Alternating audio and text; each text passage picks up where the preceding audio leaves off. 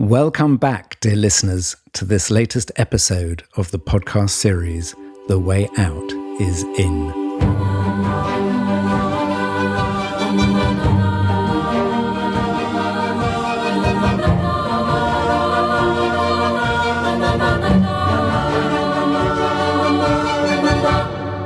I am Jo Confino, working at the intersection of personal transformation and systems evolution. And I am Brother Phap Huu, a Zen Buddhist monk, student of Zen Master Thich in the Plum Village tradition.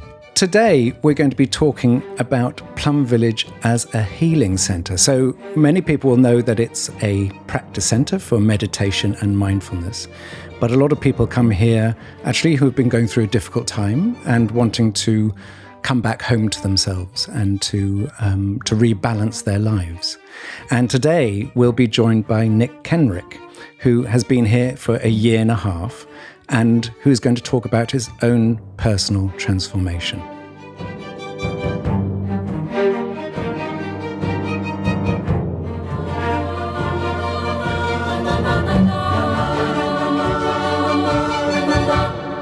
The way out is in.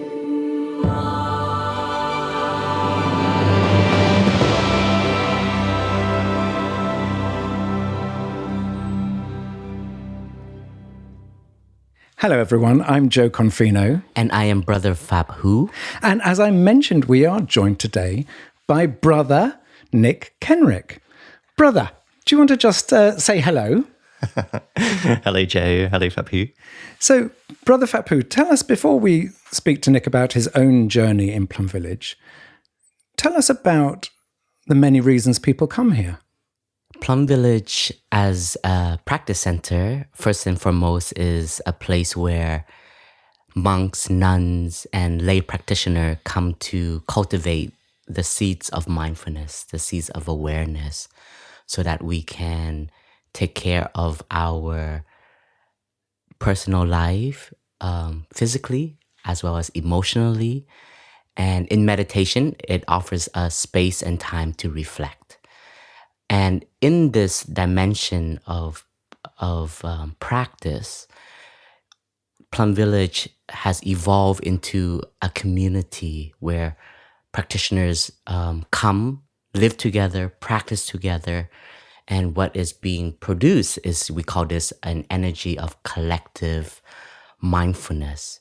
And this collective mindfulness can become a source of energy to help individuals return back to themselves, to look deeply within their current situation and find a way to heal, find a way to rediscover themselves so that they can come to the base of their suffering for real transformation.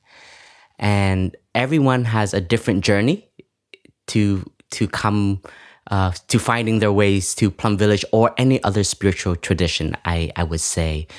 But what is key is that everyone has spirituality in them, a seed of enlightenment, a seed of mindfulness that is there. And many friends, even for my father who came to Plum Village, who was the condition how I met Thay and I met Plum Village, was because of deep suffering. And I think in different podcasts I've shared, but my father left Vietnam as a boat person. And that was a real risk to his life because it's a gamble whether you will survive or not. And through his journey, he was in prison for 2 years, being caught, and then never giving up on the hope, went again, and then spent another week on the ocean, being rescued, and then being in refugee camp for a whole year. And my father would tell me a lot of stories which were very exciting to the ones hearing, but for him, that was such a journey. And at one point, Canada was lucky enough to receive Thay and Sister Jang Kong, and my father met Thay for the first time. And I think when he met inside personally, for him, he felt he needed a space to heal. And we're so busy in life that sometimes we forget to take care of ourselves. And so spirituality, the practice of meditation, also has a dimension of healing. Because what is healing? For us, healing is also the definition of having time to stop, to rest, and to discover what is happening in the here and now, physically, emotionally, and mentally, so that we can rebalance and not suppress our wounds, but to have time to care for it, to mend it, to patch it, to give it the right tenderness that it needs. So Plum Village, as a meditation practice center, it has also become a refuge for many friends who need space to heal, to go inwards, just like the name of our podcast, having time to go inside. And what is supportive in a community, in a practice center, is a community, is what makes Plum Village special is not the meditation hall. It's not just nature. Nature is lovely, but it is the people that are living here 24/7. And Plum Village is active throughout the year. Even when we are not hosting a retreat, there is practitioners living 24/7, monks, nuns, and lay practitioners who are continuously cultivating this energy of mindfulness, this energy of love, this energy of understanding and compassion that is alive. And when we face difficulty in life, I think all of us will experience a search inside to have space to listen to ourselves. And that already is a journey of healing. So for us, spirituality is finding well-being. And well-being, there's an element of healing. So I think in our times, many friends come here for inner healing, but also Plum Village is also a place for cultivation. We want to cultivate happiness, cultivate joy, cultivate understanding, cultivate enlightenment, and so on. Thank you, brother, for that sort of, in a sense, that grounding. And, what I experience is so many people who come here refer to it as though they're coming home. It's amazing how, and I know one of Thay's calligraphies is, and which is in the monastery, is "I have arrived, I am home." And so many people, I think, have that sense that they're coming home to themselves, often for the first time in their life. So, Nick, before we go into your own personal transformation, do you want to introduce yourself to our listeners? Sure, I can do that. So hello, everyone. My name is Nick, and I've been coming to Plum Village for around 12, 13 years now. Ever since Thay and the brothers and sisters came to the UK in 2010. And from that point on, we formed a community called Wake Up London for younger practitioners based in London. And I've been coming here every year since then, and spent 3 months here over the winter of 2015, 2016. And I joined the Order of Interbeing here in 2018. And then most recently, I came out here a year and a half ago, and I've been living with the community for the last 18 months. Great, thank you. And just give us a sense of before, apart from your time in Plum Village, tell us a little bit about what you do or what you've been doing. So I started out on my professional journey, I suppose, working in the space of diplomacy, and particularly focused on conflict. I became quite involved with the conflict in Iraq, quite involved with work around terrorism and extremism. And the focus of my professional work for years was in trying to understand the roots of those kind of conflicts, where things have gone so badly wrong that all the most destructive energies in human beings come out. And working in that area had had led to a lot of that suffering coming into me in a way which I did not recognize to begin with. And it was really through an extended period of time working on Iraq that I came to my own point of exhaustion.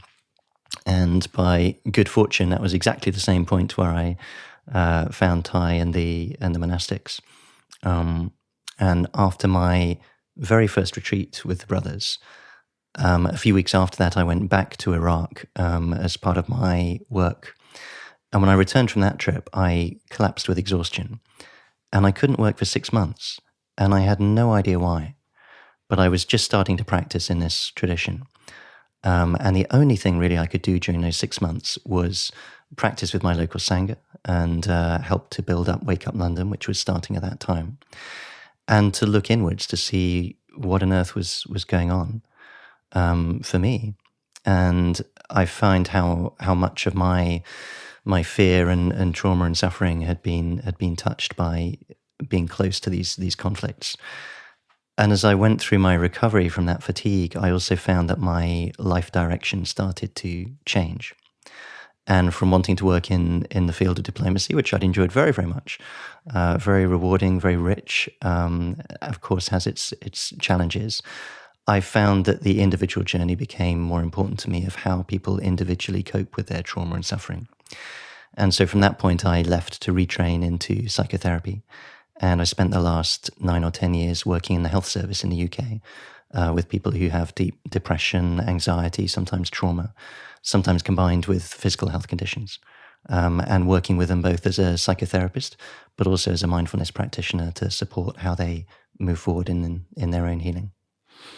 So, Nick, tell us about why you came to Plum Village a year and a half ago, because it's interesting that your work was about helping others to sort of heal their traumas and difficulties. And then, of course, you suffered your own. So do you want to tell us a bit about just the conditions that brought you here? Absolutely. Well, this time I really came out full on to take refuge in the Sangha. And I would say for many years, coming here had in some ways felt like a kind of bonus to me. I felt, actually things are going quite well in my life, but I come here to deepen my practice, to enjoy being with the community. And then just over 2 years ago, due to a combination of stresses and strains, I experienced an acute psychotic breakdown. I went into a full-blown psychosis for 2 to 3 weeks, where I had hallucinations and delusions, and I was put into hospital and restrained and medicated. And during that time, I also suffered a fracture and dislocation to my shoulder during that restraint and hospitalization. And I came out from that with a level of suffering that I had never touched before, that had opened up in my mind. And I needed a long period of time to start to come back to myself.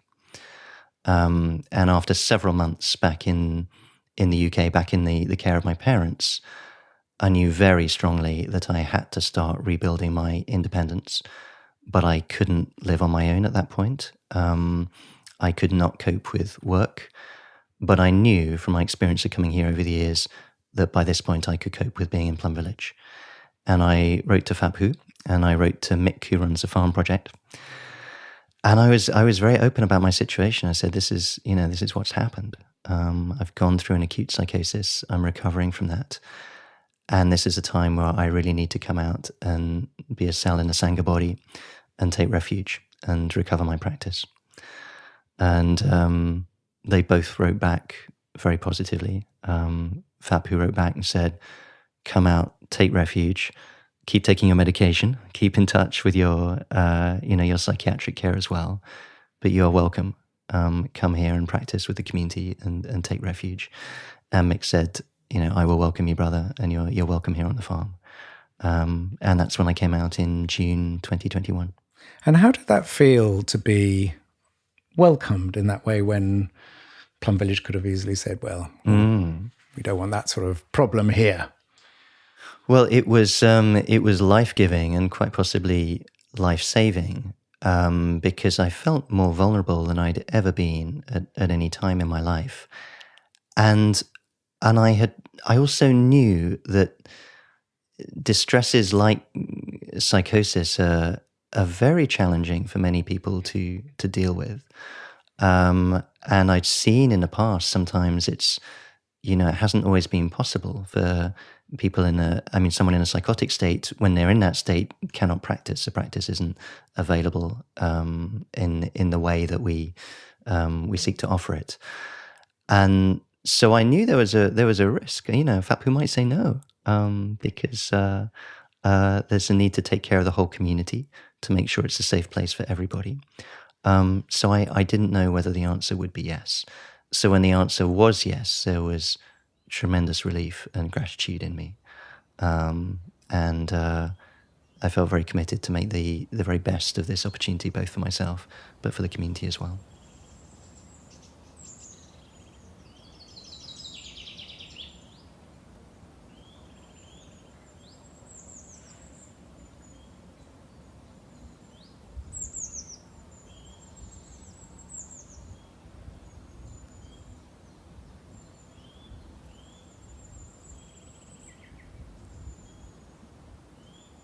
And Nick, before we sort of talk about your journey in the last year and a half, Brother Phap Huu, what Nick said was really important, wasn't it? That this is a monastery, it's a practice center, it's not a hospital, it's not a psychiatric ward. Yeah. So how is it possible to look after the community, but also offer refuge to people who need help? Because I imagine one has to have boundaries in place. Of course.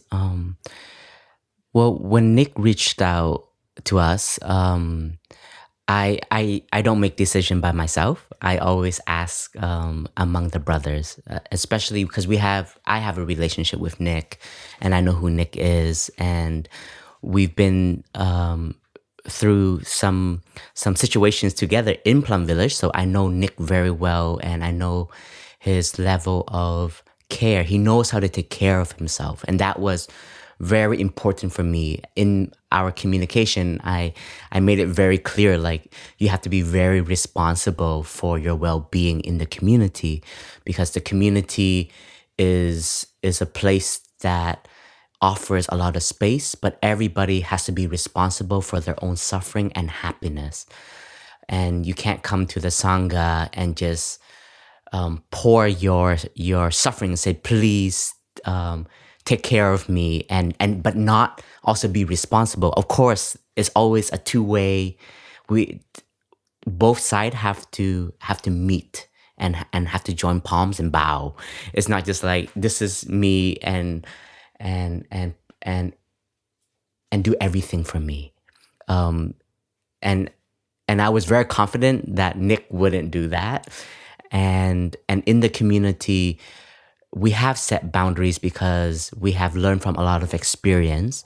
We have had friends who come to Plum Village who were on, how do you say it? Medication. Yeah, medication. Yeah. Antipsychotics. Yeah. Antipsychotic medication. And after 3 days in Plum Village, they feel so happy, so confident with themselves, and through the practice and then through the love that is here. So they felt that they are healed. And so some friends would stop taking medication, and that's when things start to become unbalanced for that individual. And I and brothers and sisters and friends had sometimes in the monastery had to take responsibility for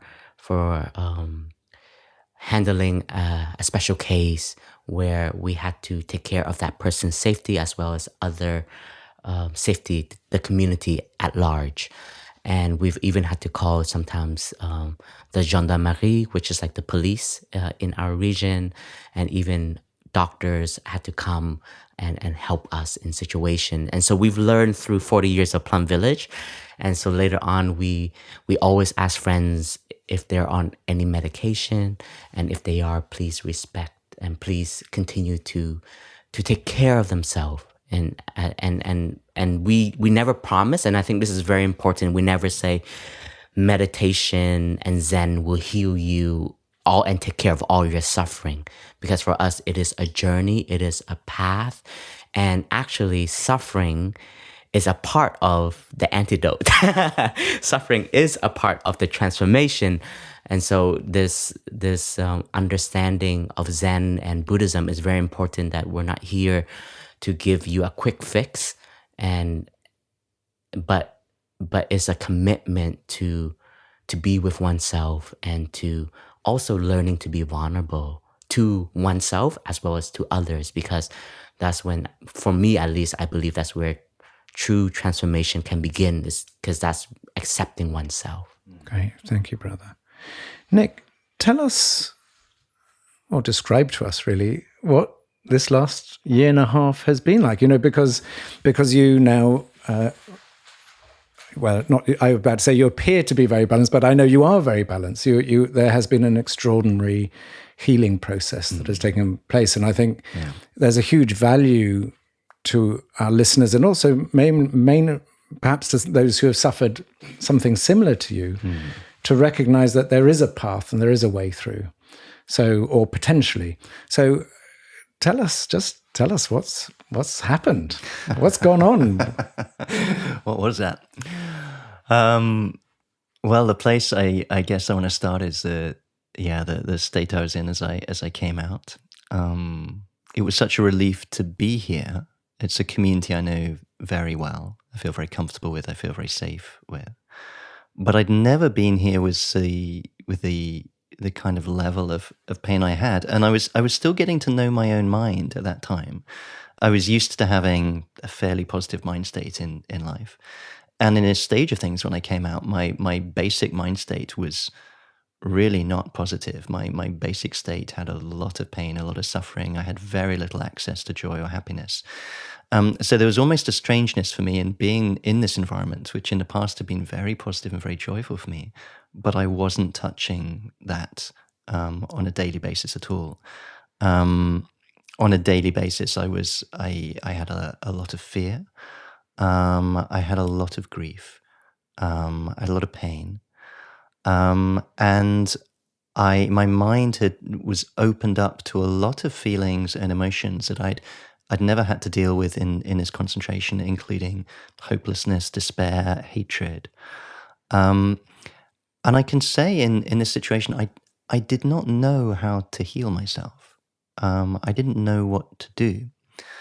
And for a time after the psychosis, I had for a period lost my faith in healing in general.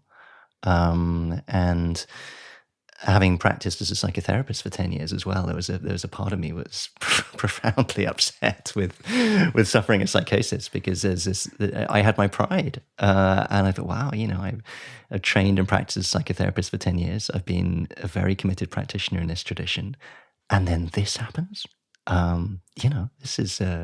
This wasn't supposed to be in the plan. So I had all sorts of pains coming up, and I had to go through my process of really intense doubt and questioning, which was very good for me, because I loved it when Phap Huu shared just now about going down to the base and finding where that base is. And for me, the journey further down there did involve an intense questioning of what I had thought before, and sometimes I had to approach certain brothers, and I really had to ask them. I said, "Look, is the transformation real for this kind of pain?" And I needed to find my reference points in the community again, and I could find those brothers who could look me in the eyes and say, "Yes, it's real," and help me to recover to sort of borrow some faith from those around me, because I was going through a period where I didn't have faith. And you could ask, well, why did I come out here if I didn't have faith? What was happening for me was there was a different basis for practice emerging in me, which came from a very, very direct contemplation of suffering. And it came from realizing I was in the worst pain I'd ever been in my life. And what were my options? And I thought, well, I'm suffering. No one seems to be able to make this go away. I either turn towards this and start to recover my capacity to look into what this is, so that I can start to see how the path can be different. Or, actually, I just realized I didn't have another plan. This was the only plan available. I have to understand this suffering. So coming out, my capacity was basically limited to being able to follow the schedule. And years ago, I heard a wonderful Dharma talk here by one of the brothers. Can I name check? I name check Brother Tofu many years ago. Brother Tofu. Tofu, thank you. That's why I'm here. The only reason. Just massacred the pronunciation here. Brother Tofu. but Brother Tofu, that is his nickname, and he used to be in the children program. And the kids couldn't pronounce his Vietnamese Dharma name, which is Tu Phuc, so they just started calling him Brother Tofu. And we all just followed the lead of the children. Thank you for helping me out there. Well, I got to hear his talk years ago, which was a tremendous transmission on the benefits of following a schedule and the discipline of a schedule. And I probably misremember the talk in many details, but what stayed with me, what it boiled down to was, if I wake up in the morning, I feel good, I follow the schedule. If I wake up, I feel bad, I follow the schedule. If I wake up and I'm, consumed by existential dread and despair, I follow the schedule.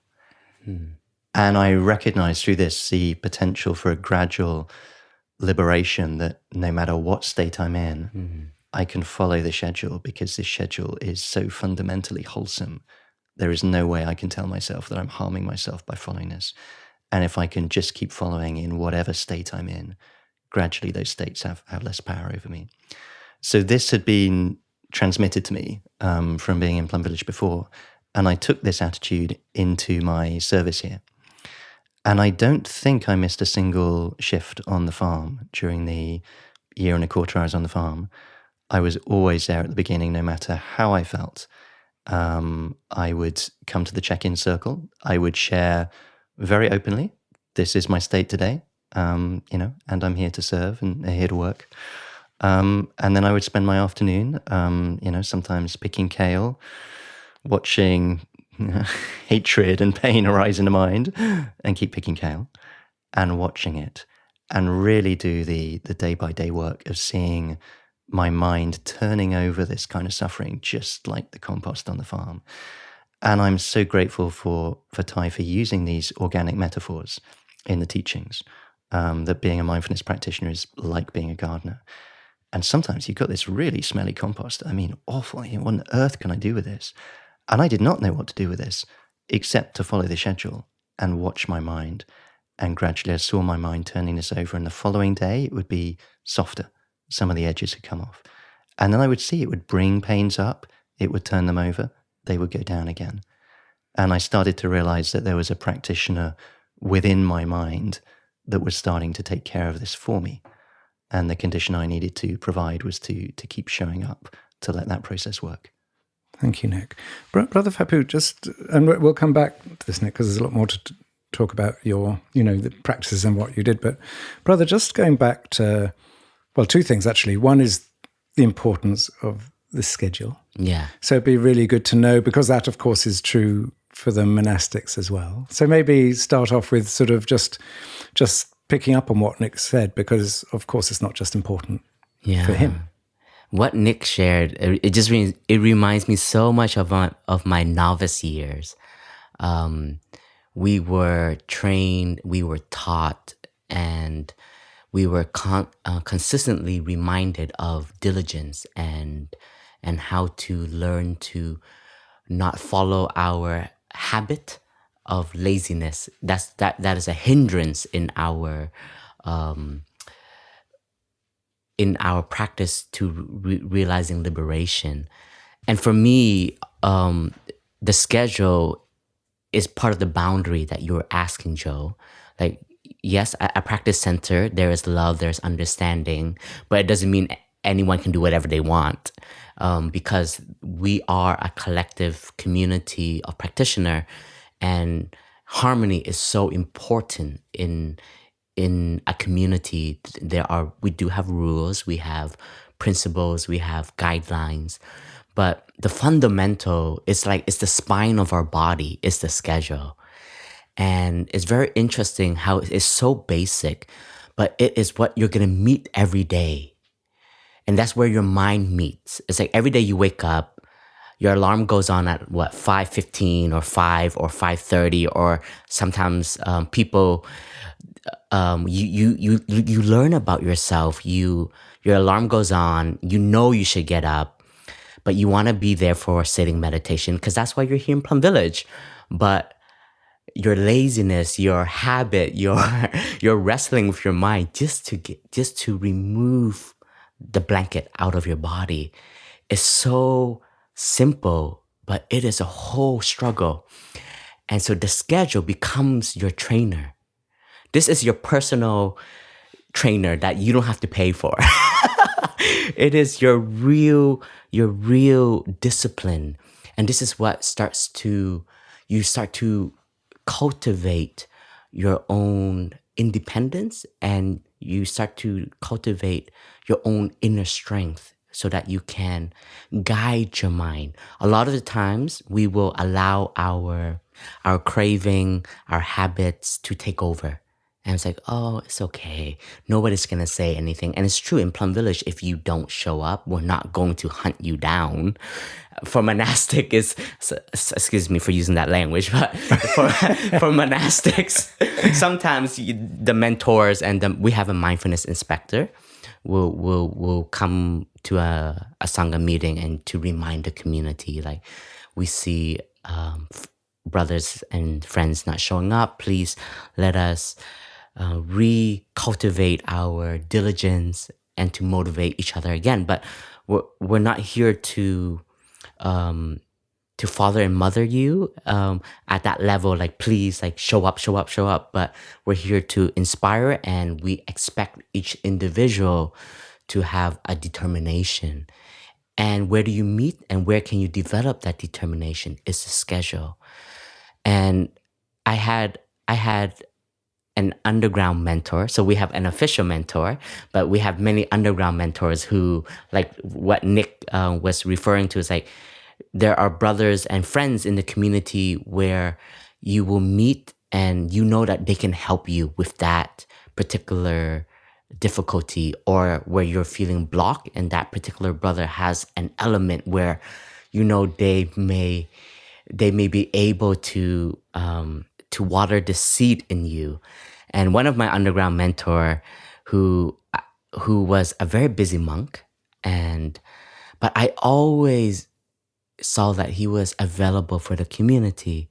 And I asked him, like, how are you able to be so present? And he said, all I do is I follow the schedule. And that really stayed with me. And throughout my career as a monk, Thay, our teacher in the rains retreat, our 3-month rains retreat, he would have a monastic day. And that particular day, he only talks to the monks and nuns. And these talks are very precious because it's like monastic survival 101. Because Thay knows it's not simple to become a monk. And it's not simple to survive as a monastic. There is a lot of training. And on many occasions, Thay would say that whenever you are suffering, the safest place to dwell and take refuge in is the Sangha schedule. Because the Sangha schedule is made of the ingredients of practice. It's easier to run away and to avoid suffering, but we can always take refuge in our mindfulness of breath, in our mindfulness of suffering even. You can be mindful of your suffering and you can embrace the suffering. And by being in community, and I want to speak about myself, I remember like meeting such an obstacle, and the mind starts to create and generate so many different perceptions and stories, like the grass is greener on the other side. Maybe the Sangha is actually, I feel entrapped here. And the mind is so scary. It creates all of these stories. And I just remember, but Thay said, when you're suffering, go and be with the Sangha. And in that meditation, I was like wrestling my own mind. And I asked myself, who is asking me to be here? I'm here because I want to free myself. And who is here supporting me? Wow, there are people sitting with me, not expecting anything from me. And if I just open my heart, like what Nick said, I can borrow their faith. I can borrow their strength. And that was also a vulnerability. Can you open yourself up to the collective that is present and silent? Sometimes we think support is verbal, but what I've discovered, support can be just presence and true silence and true stability, where I can tap into that strength that is there. And this is when the schedule helps bring the collectiveness together. And that is why a schedule is so key to our community. Where do we spend a lot of our meetings? The schedule. How do we generate a schedule that is balanced for everyone? How do we create a schedule that brings harmony to everyone and offers space? And that's why the schedule is a teacher for us.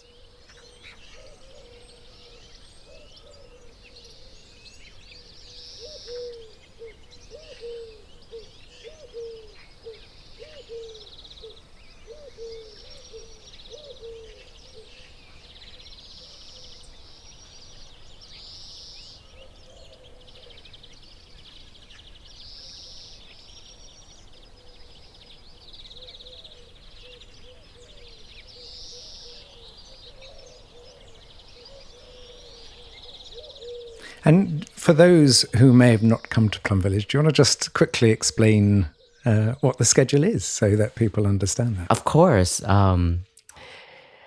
Right now in our schedule, we are in the midst of our holiday retreat, Christmas and New Year.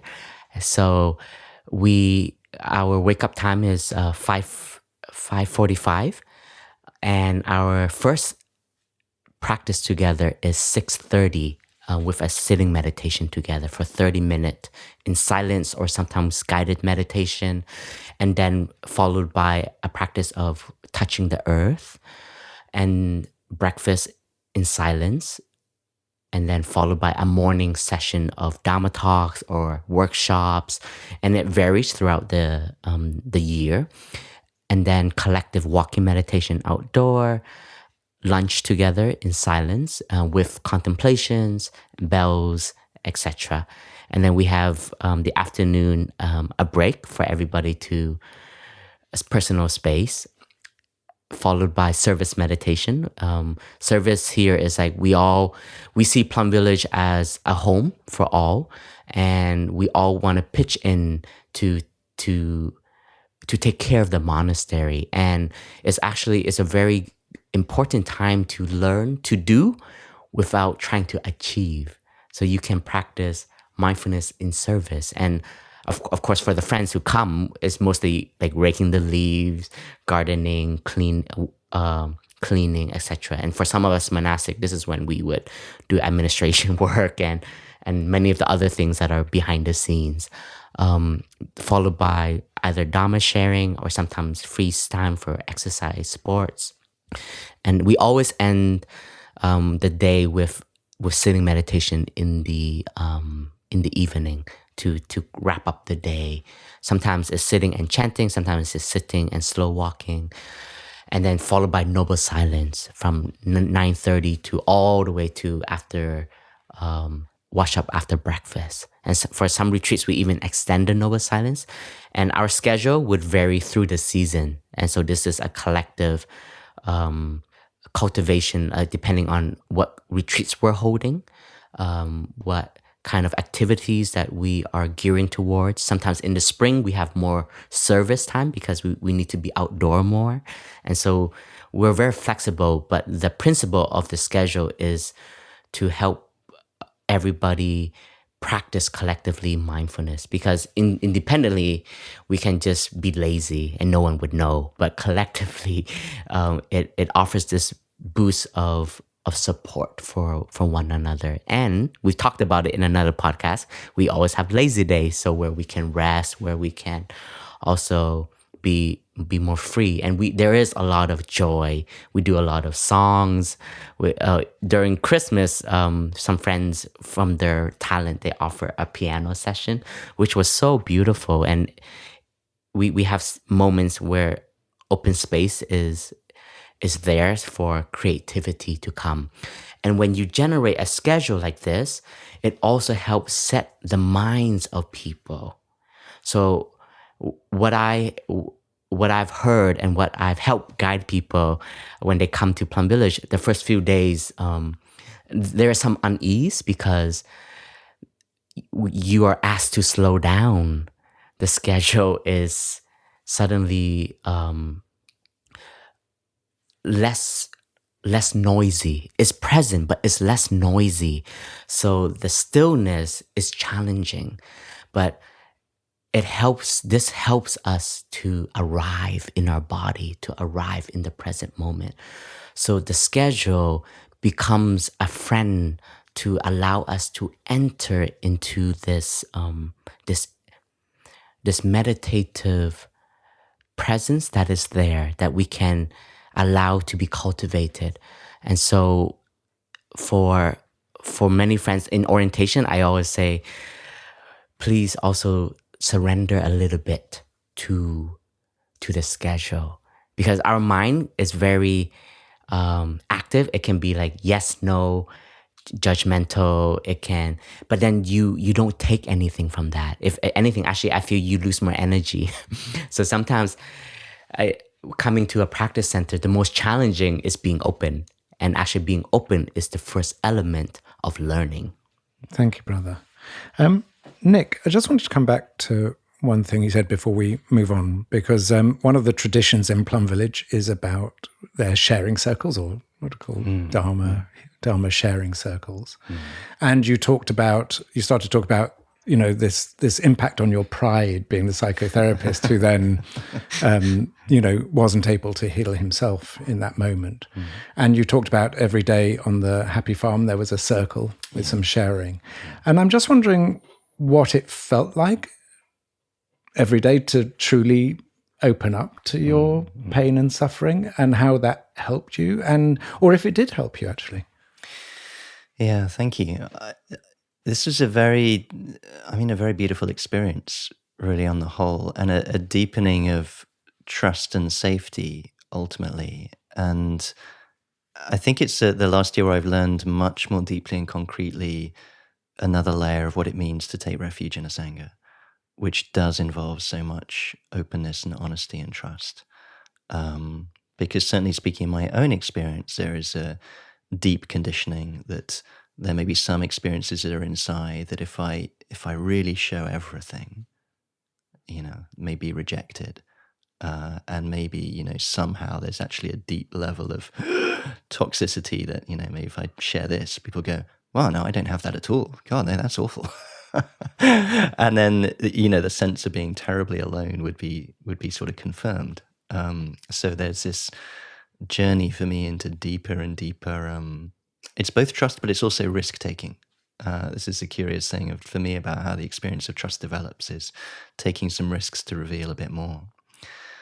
So on those circles on the farm, when we'd have our morning check-in, it was a group of 8 of us on the farm. For the whole year, we worked together, we lived together, and at the start of every session, we would have that check-in. And I would always be completely transparent about my state. I didn't speak at length, and I wasn't seeking. I was clear I wasn't looking for anybody in the circle to make that state better. I was just sharing, this is what I'm arriving with. And so, today I have a lot of despair coming up, but I am glad to be here. And everyone in the circle would share their state. And my experience over time was, in a way that I didn't recognize, this was also an offering to the group. Because this was a time in my life where I didn't feel I had anything to offer. I didn't feel I had anything to contribute. I was here to, sometimes I didn't even know why I was here, but I certainly didn't have the idea I was offering anything. And gradually I saw that, just by the willingness to recognize I'm a human with deep despair sometimes, or deep hopelessness, it supports others in the circle that when they feel that hopelessness, they realize, they weren't alone. Actually, they're not the only ones. And it is so human. For me, the deeper the suffering I touch, the more I find the kind of commonality in the human condition. And it actually makes me less alone when I'm really able to touch that. So you talk about you arrived here. Your first practice was to follow the schedule. Yes. And then you were on the farm and you talk about the physicality of the work and linking so directly to Thay's talks, which were so often in metaphors of gardening. Yeah. And you talk about sharing. So that was, in a sense, your arrival and your first, in a sense, grounding here. Yes. Tell us now what developed from there. So the first thing that comes up is mindfulness of the body, which became central to my daily life. And the way in for that for me has always been through breathing. And for years, I was a sort of a breath-following fanatic. It's official. And I have Phap Lin to thank for this back in 2012, when I was asking him about, what happens when I'm following my breathing, but also something is happening and I'm sort of dividing my attention, and which do I focus on? And he said, well, can you approach these situations in such a way that you're just aware of the breath being there in the background the whole time? So this went into my head in 2012. And I thought, okay, well, this makes sense. But having a somewhat obsessive, slightly compulsive nature, I thought, right, I really want to train this. So how do I know I'm getting better at this? And I started counting my breaths during the day across all activities. So whether I was washing up or doing the ironing, or even eventually I developed this so I could continue counting my breath while I was reading the internet or in a conversation. And this is actually quite a bad use of attention in the extreme to which I took it. But I had this idea in my mind, right, this is absolutely the platform of my stability. So I'm gonna count 1 million breaths this year. So that's 3,200 a day. So every day I'd maintain a continuous count. And every time I got to 100, I would just click a little counter and I'd go back to 1. And once I counted 3,200 during the day, just while I was doing normal activities, I'd then pause.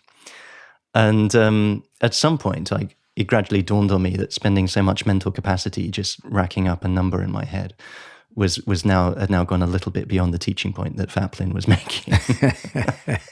the point of this was not to accumulate some massive score, but to anchor me in the present so I could be properly available.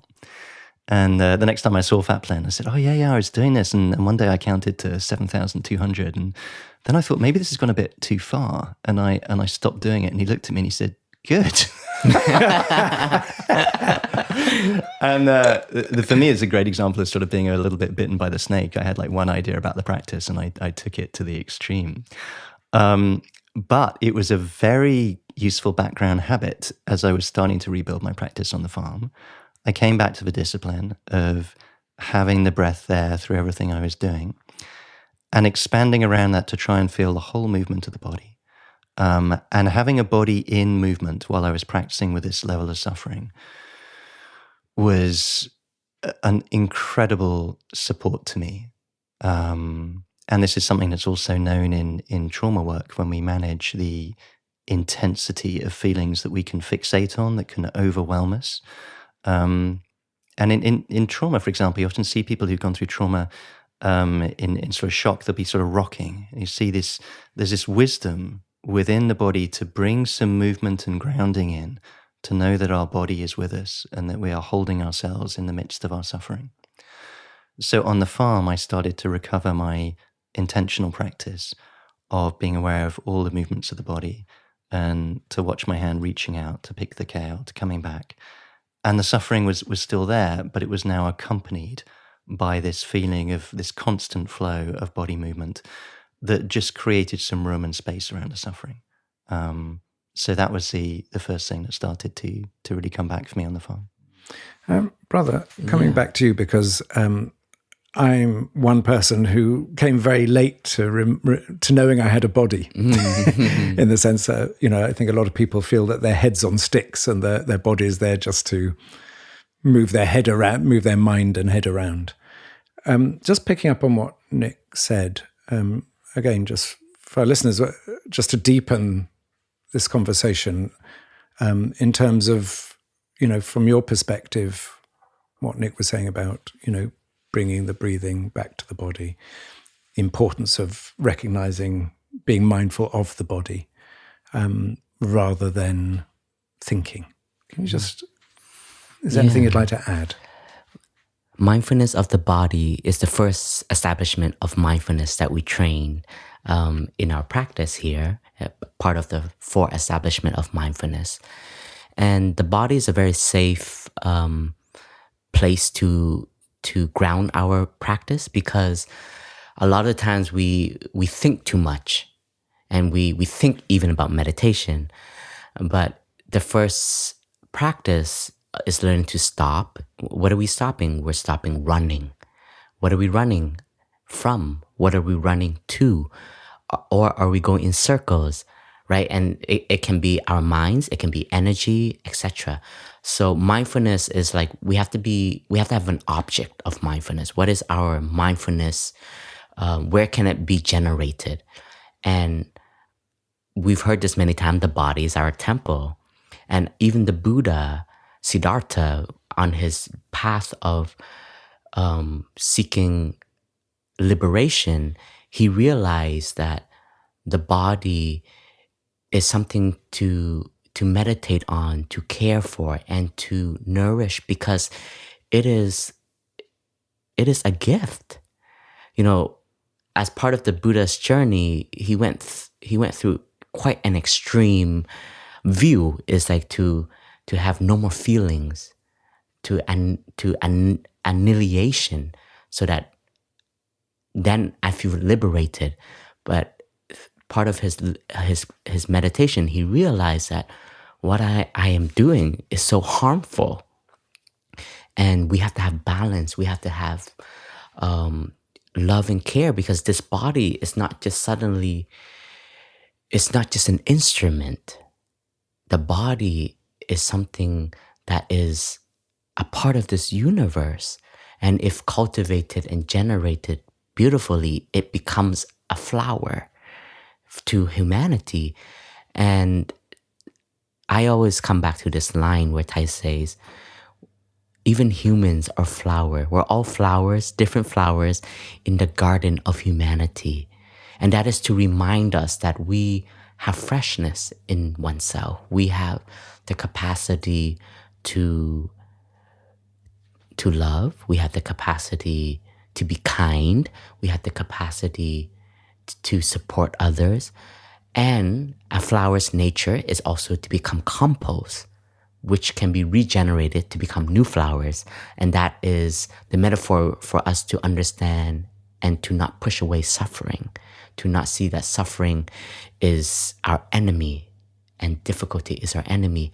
And so when we learn to practice, we always say, feel the breath. Don't think about the breath. We say, feel the body. Don't think about the body.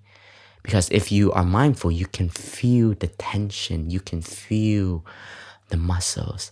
And the body is a teacher. If you truly learn to tune into your body, you know what to do and what not to do. And healing takes the action of stopping. If we want to heal, but we're always running towards something. If we want to heal, but we are continuously being active, how can the healing take place? So in our development of the Dharmas, of the practice, total relaxation has become a very important key practice. It's very simple. Go and lay down and scan your body. Use mindfulness to scan your body and be grateful for it. And in this practice, you start to touch happiness. and we're starting to gladden our minds. Like suddenly you realize, I have eyesight that are still in good conditions. My heart is working day in, day out, generating blood flow to nourish my body. And then that can be a bell of mindfulness. How am I caring for my heart? Am I staying late every night? Am I overeating? Am I overdrinking? Am I smoking? Am I anxious all the time? Right? So you start to have insight. So the body is a teacher. And so if you are aware of your body, you start to know how to care for yourself. That is self-love. And once you start to know how to care for yourself, you also have the insight of caring for others. So the body is the first establishment of mindfulness. And it's not to be selfish. It's learning to be more generous. Because I know what is important for me, then I know what is important for others. I was an attendant to Thay. I knew I had to learn to be aware of his bodily movement. I had to learn to understand his bodily action, how to support him, etc. So learning from each other's body can be itself a whole training, and your mindfulness in this practice can give you so much insight. And I've learned to become aware of my habits, of fidgeting, of being anxious. Your body echoes your mind. And then this leads you to training your mind, which is another establishment of mindfulness. Yeah. Thank you, brother. So, Nick, you had the foundational practice of slowing down, of the schedule, of sharing, and then of what we've just been talking about, of sort of the body. Tell us what else was coming up for you. What else did you find? What other practices did you find refuge in? Well, that started to give me a platform, first of all, for stability. And that was the first requirement, really, was how do I just survive? And I think during this time in my life, I substantially lowered my ambitions. And I realized sometimes survival is the only thing I can do. And that's enough for today. And as I started to have that stable base, I started to find more ways to relate to my suffering.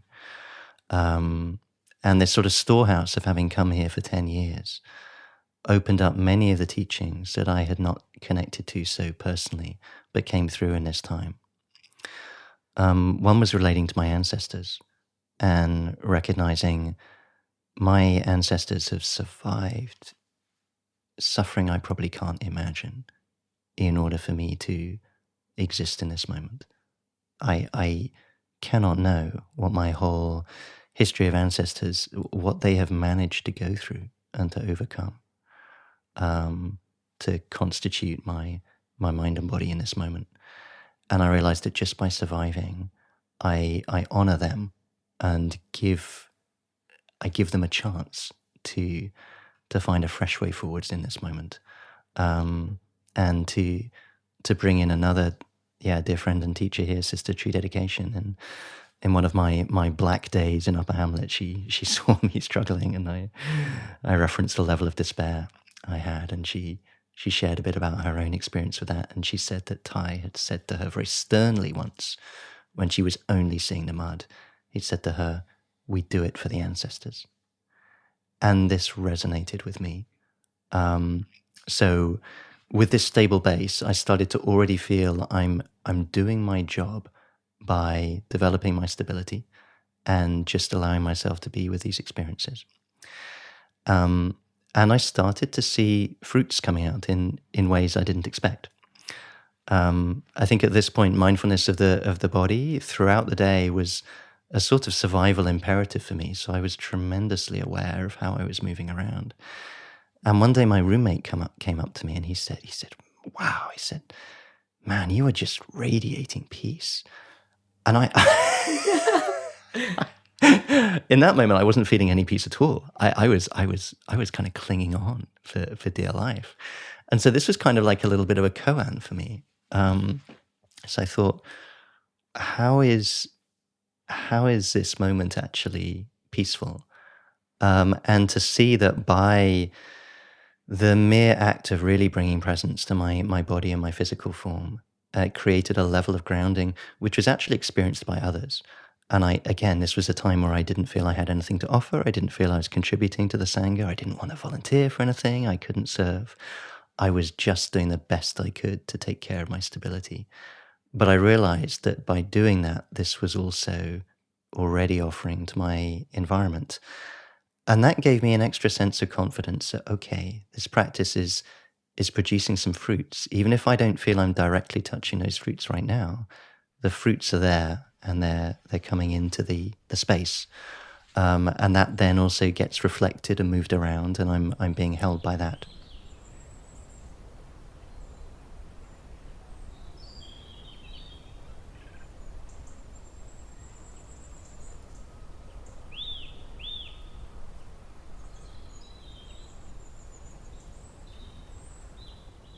Brother Phap Huu, Nick talked about he'd been practicing for 12 years, and then suddenly he, at the critical time, the teachings, in a sense, took on a deeper meaning.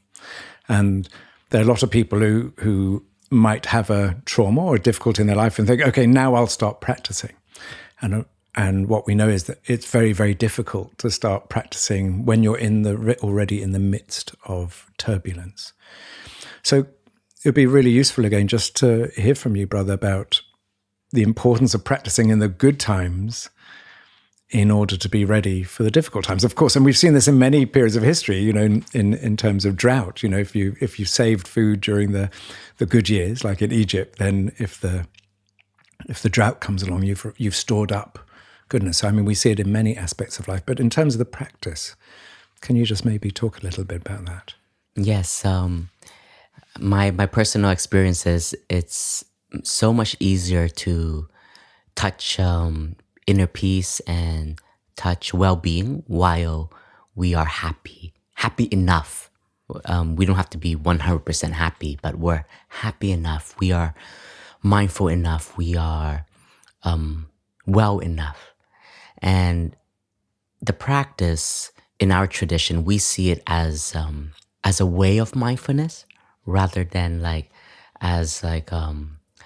we're not here to just learn the intellect and store information, but it's to be experienced and to be seen for each individual and to be applied by each individual with their own breath, with their own steps, with their own physical body, and to be reflected within their own life's journey. The metaphor that is in Zen is it's like chopping wood during the spring and the summer. During the spring and the summer, when the weather is very pleasant, the day is longer, so you can go into the forest and look for the dry branches that have been released during the winter and the autumn. And when winter comes, you have wood that is already dried and ready to heat up, to keep yourself warm and to care for yourself.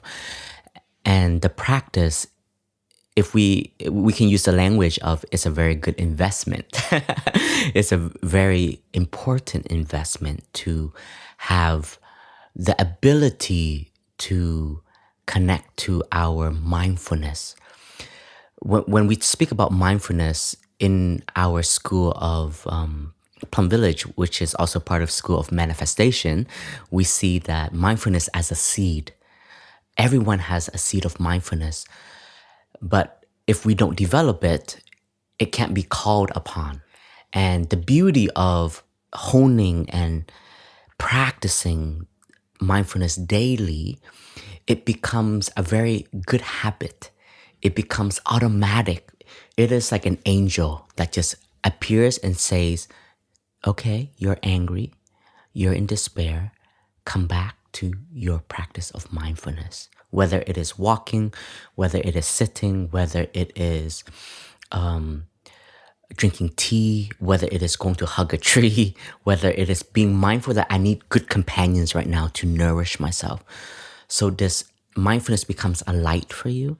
And this is, we have to be able to cultivate the flame, protect the flame, so that when the storm comes, you know how to ignite that fire that is there. And so our teacher always says that don't wait until you suffer to practice. It's too late by then, because you won't know how to practice, because you haven't yet tasted the goodness of the practice. And when we start to embark on a spiritual practice, even 10 breaths a day, don't think it's nothing. One time, I'll never forget this. Before walking meditation, Thay called all of us students, and he sat on this rock right beside the linen tree in Upper Hamlet. And he told us that, in Thay's experience of practice, insights don't particularly come during formal practice, such as sitting meditation or walking meditation. During these formal practice, they may come when Thay is the most relaxed, or Thay is very enjoying the garden, and insight just manifests. But it is these formal practice that is developing and that is supporting the insight to ripen. So for us, the tree and the fruits are a wonderful metaphor. Our practice is to generate insights, but the insight is already there. But when the right moment comes, it ripens, and you have a aha moment. You have I know how to take care of myself. Such as Nick shared about ancestor. It's not that throughout all this year, Nick didn't care about the ancestors. It's always been there. But in that moment, the insight of ancestors became a support for the journey, for the healing, and for a boost of motivations. Like, this is not just about you. In this moment, while you are taking care of your suffering, you're doing it for all your ancestors too. They haven't had this condition to meet a teacher, to meet a spiritual community that aligns with the heart. And so in this very moment is an opportunity for one, but at the same time for all. And we can even say we're doing this for our descendants that may have not yet existed. And so these insights in Buddhism, we always say nothing is lost. And I remember I always fell asleep during Thay's Dharma talk because Thay's voice was so smooth and so relaxing. And I remember, snoring. just like your voice, brother. Thank you. So, dear friends, if you fall asleep during these podcasts, nothing is lost. It's Plum Village tradition. And I remember, because my father told me this during my first year in Plum Village. Every Dharma talk, I was falling asleep, and the kids are always in the front row, so I sleep like right in front of Thay. And my father, I'm sure he was maybe a little bit embarrassed. So one day he was about to wake me up to go to the children program, and Thay said, "Let him sleep, because it is coming through, even though he's sleeping. But it's the talk and the energy of the community is gonna penetrate into his body and his store consciousness." And Thay said, "Because nothing is lost." He also saw that one day you might be abbot and have less opportunity to sleep, so you could store it up. True. So, Nick, before we sort of, in a sense, come back with a sort of broader and macro lens, were there any other, in this year and a half, were there any other specific practices or experiences that you found were really helpful in your healing? Yes, for sure. And one thing I want to pick up on is just earlier on, Phap Huu shared that some of our suffering may sometimes be the medicine and may be actually essential. And throughout this period, my relationship to my suffering did change in a way that is, for me now, one of the biggest fruits. Because to begin with, my experience of despair, of hatred, my mindset was, these are awful sufferings, and I want to develop my stability so I can sort of heal them and, in a way, not have them.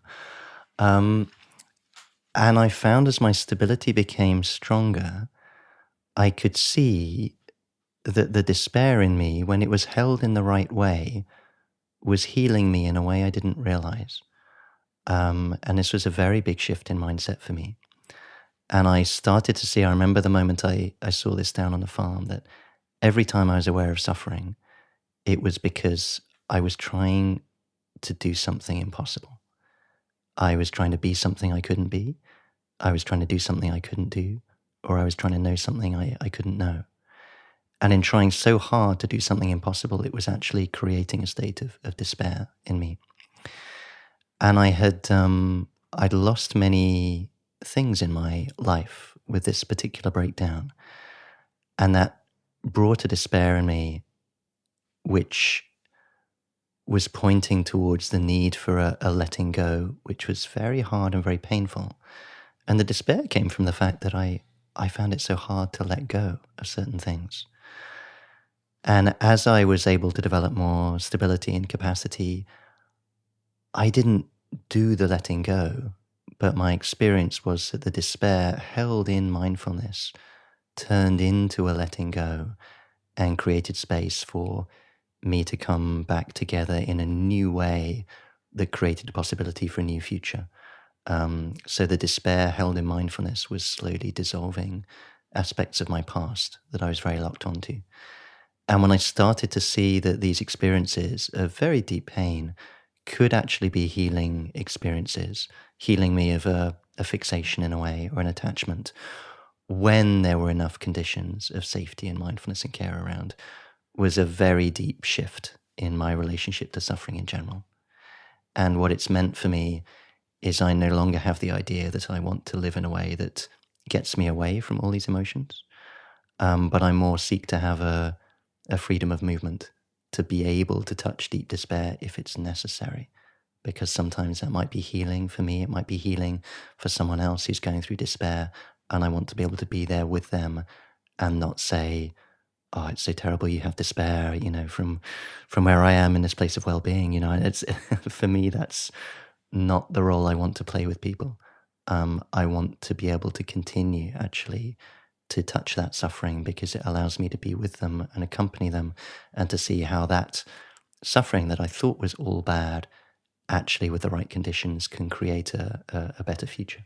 And that's one of the most profound healings for people, is that you can sit with people in their hell. Yes. And not feel the need to hook them out. Yes. And not feel that you are become a victim of it. Right. That you can truly be there for someone in their suffering, knowing deep suffering, and just be with them in that suffering. And that comradeship, that friendship is sometimes enough. That for me is the real freedom now in my stage of practice, is not to seek to dwell in heaven rather than hell. And the beautiful practice song we have here, the map of the mind, and the map of the mind is mine. I can choose where I wish to be. Both heaven and hell I know equally well. The choice is up to me.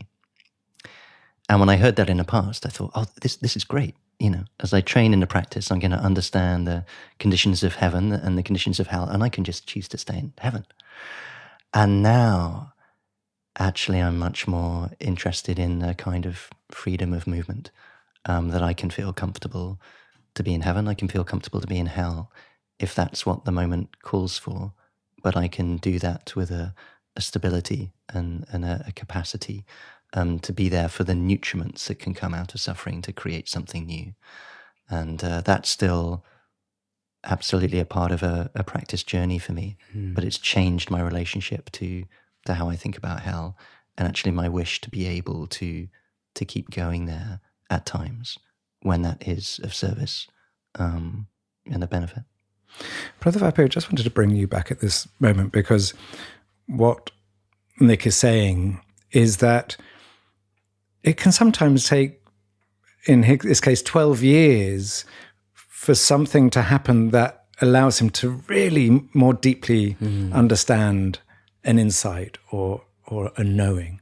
And so I just want to ask you about that, because well, the other thing Nick's saying is it's never like, oh, got it, sorted, dealt with that, that's gone away, or I fully understand this. That it is an ever-evolving practice, that however good we think, however insightful we feel, we can go deeper and deeper. And I've often thought that with Thay's calligraphies, like you can take any one of his calligraphies and you could actually spend a lifetime just studying that one thing.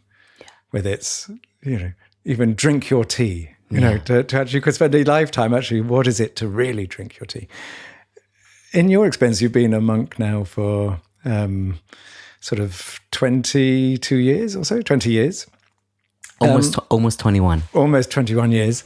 Can you talk a bit about maybe an experience that you've had, which is the deepening, the ripening and the fact that it keeps on, there's more and more and more to go for?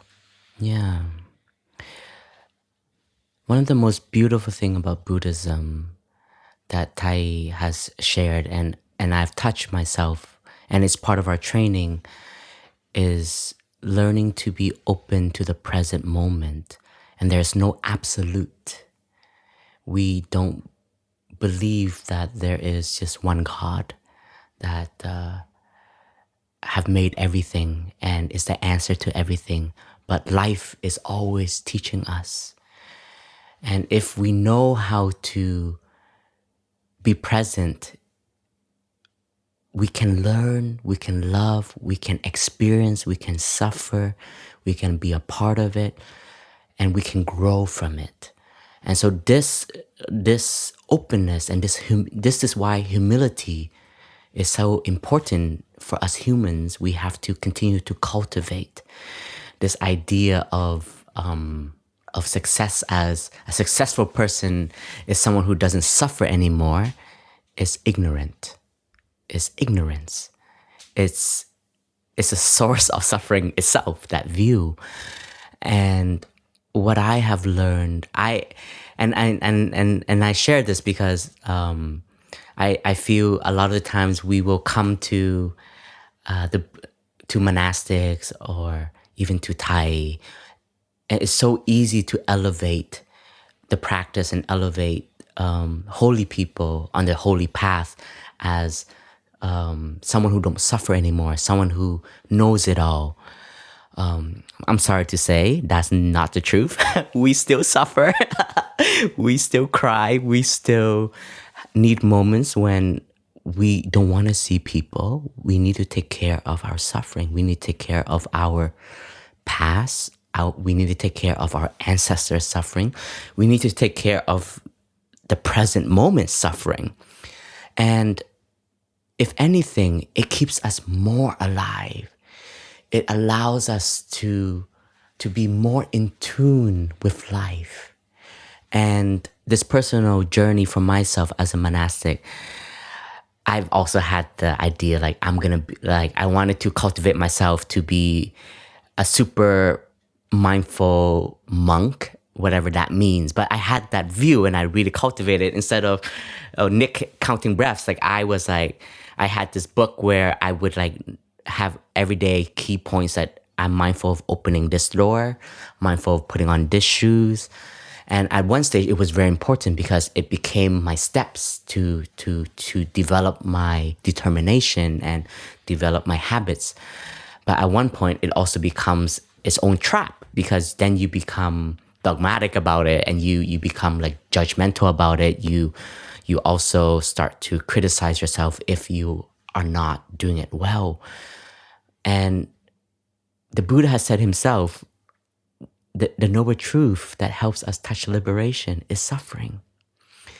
And so no matter how long you are as a practitioner, you will never run away from suffering. But it doesn't mean you have to suffer. This is the key. Thay wrote this calligraphy, and it's very challenging. Are you ready? Yes. Are you sure? Is that the one? Suffering is optional. I had to meditate on this one a lot. It means that life, there's always going to be suffering. If we look back in history, there's always heaven and hell on earth. To create a world where there is only happiness, that is a wrong view.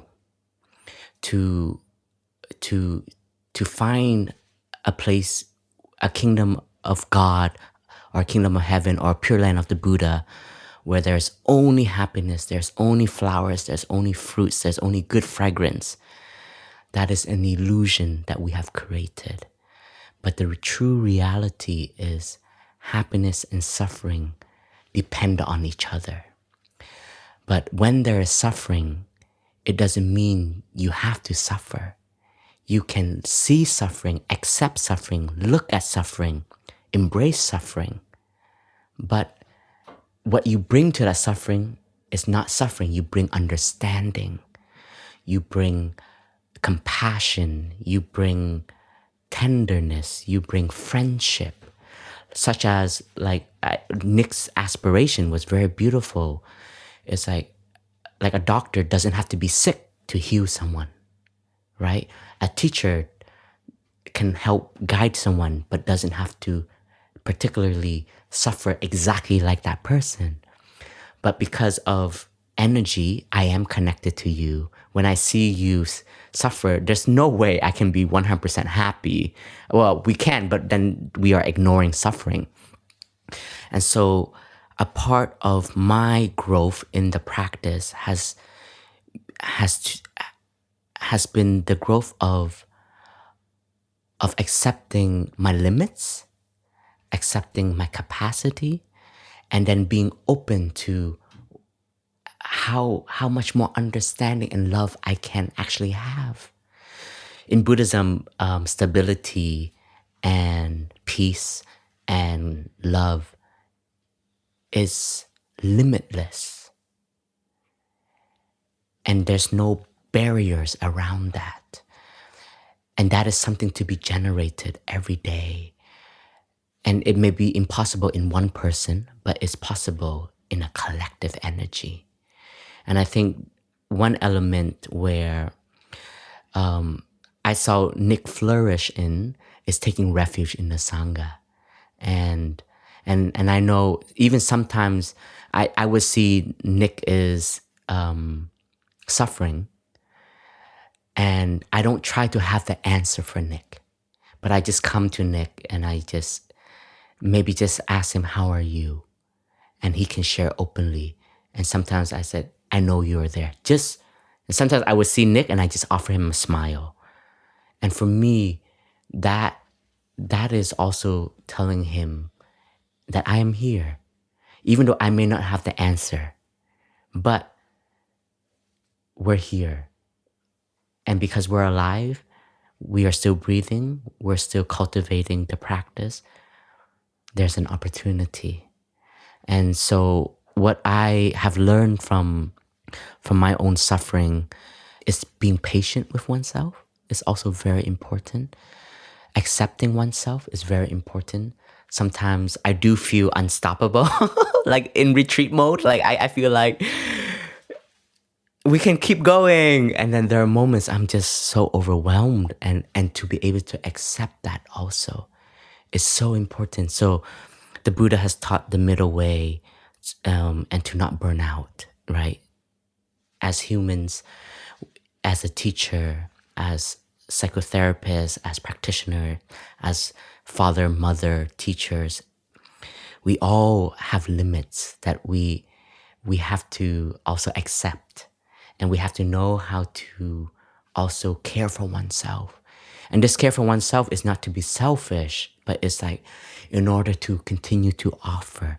And I think one of the messages that Thay has been sharing, this collective awakening and this collective love and this community, is to say that we can't do this alone. we have to do it together. And we have to learn to be less selfish by knowing how to be one with oneself. It may sound contradicting, but how can you truly offer presence to someone when you don't know how to be present for yourself? And so the one and the all, it all interbees. And so there are moments where I am totally selfish and I am in touch with interbeing, and I am riding on this wave of collective energy. And then there are moments when I also have to come home to myself, take care of my garden inside, take care of the compost, turn it into good fertilizer, and then look at some of the weeds, shining light, cut the weeds, remove the weeds that are not helpful. And the beauty of a community sometimes is we help each other in taking care of each other's garden also. So there is the beauty of imperfection. And I think that's one thing. This is the insight of where if you know how to suffer, you can suffer much less.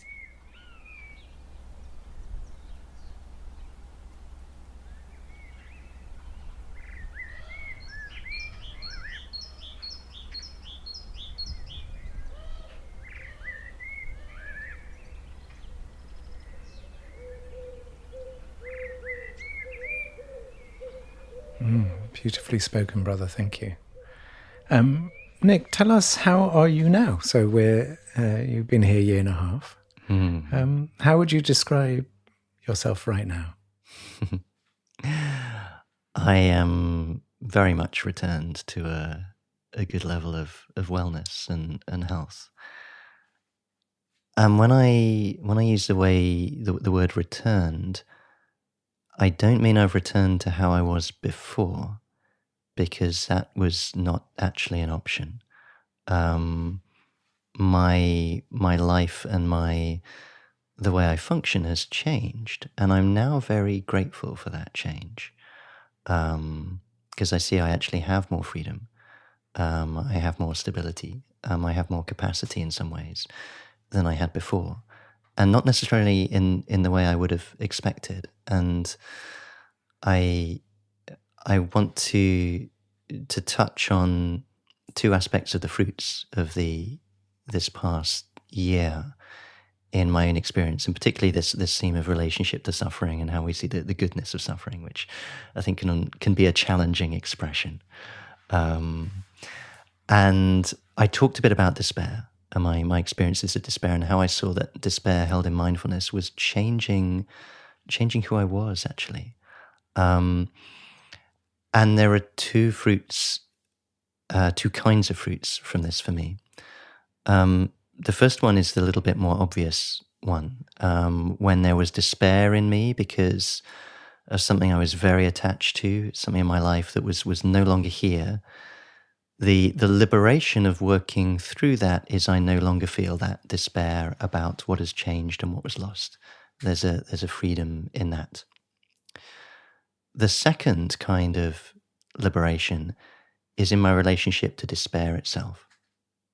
So that when I do feel despair in future, I'm much less frightened of it. And this is how I'm working through the sort of the paradox in the teachings of, well, if there's always going to be suffering and suffering and happiness interare, that means I'm still going to have suffering, but that's not what I thought was going to happen. How does this become okay? And as Phap Huu says, having suffering doesn't necessarily mean we suffer with our suffering. And this is an opening journey for me. And I start to have a level of friendship with the experience of despair, which is new to me. And this might sound very odd, and it's something that is still, I think, settling in my mind. But I see despair now as having an opportunity to move into greater freedom, because it is an indicator for me that my mind is caught and constricted on something that's impossible. And actually, when that lets go, it's not a terrible loss. it's not plunging into a state of devastation. It's actually a substantial opening up of freedom and a much greater presence here in the here and now, where my life actually is. It's a gradual freeing of living in the past and living in the future. And that is what going through these deep experiences of despair in these conditions, and I need to emphasize there were safe conditions to do that, has opened up. So where I am on the far side is I feel much more healthy. I noticed in September I came off the farm and I moved to Upper Hamlet to join the Full Flow of the Rains retreat, and I could feel my enthusiasm to offer, to serve, to contribute had come back, and the capacity had come back. And it was a very clear shift that I could recognize this energy is flowing again. And in the past year, I'd not known whether that kind of capacity would ever return, and I'd let go of that, actually, because I'd had an experience that I could come here in the state I was in, and I was not rejected by the Sangha. So my safety in the Sangha now, and my acceptance within the Sangha, it doesn't rest on my ability to do certain things or have certain capacities in the way that I used to fear it might. So now when I become involved in facilitating or in organizing or supporting in other ways, I have much more freedom, because actually I know that my acceptance in the Sangha, the love from others, doesn't depend on those things. So I've returned to much more capacity. That's very enjoyable for me, but it comes back with more freedom. And what is very exciting for me is I feel there's a new capacity to offer. And particularly in the future, when I look to probably return to psychotherapy work, there's a much deeper capacity to be with states of deep suffering with a real grounded trust that there is a way through this suffering, and it doesn't have to be as toxic and devastating as we may think. But it can change us in ways that we cannot yet understand, but the mind can put that to good use if the conditions are there. Thank you, Nick. So I have 3 questions that are lining up in my mind. It's amazing. I literally, I can feel them queuing up. I haven't had that experience that's very for a English. while. I'm glad they're in a queue. That's like very British. Okay, line up. Stop pushing in. Your turn will come. So the first one is, you have clearly been very fortunate. Yes. You have had a year and a half of being in a healing center with all the time and support you have needed. And you have taken the responsibility for that. There are a lot of people who may be suffering similarly to you, who maybe don't have any of those conditions. So I'm just wondering,